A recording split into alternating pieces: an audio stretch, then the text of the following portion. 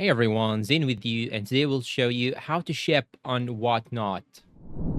Now, the first thing that you should do is to simply grab your phone and open the application. Click on your profile icon on the bottom right side. Once you click on it, it will show here this page. Now go and click on these lines on the top right side. After that, you should search for Seller Hub.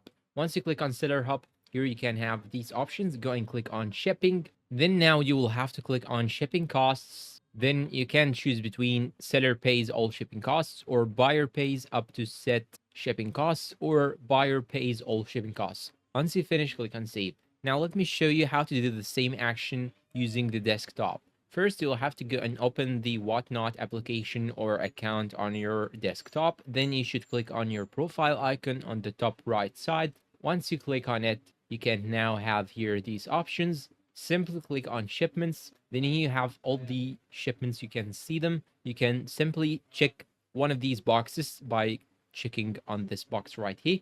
Once you check them, you can simply click on generate labels, then click on confirm, and you will generate labels on them. And that's all for today. If you find this video helpful, please support us with like, subscribe, comment, share. Thank you for watching, and goodbye.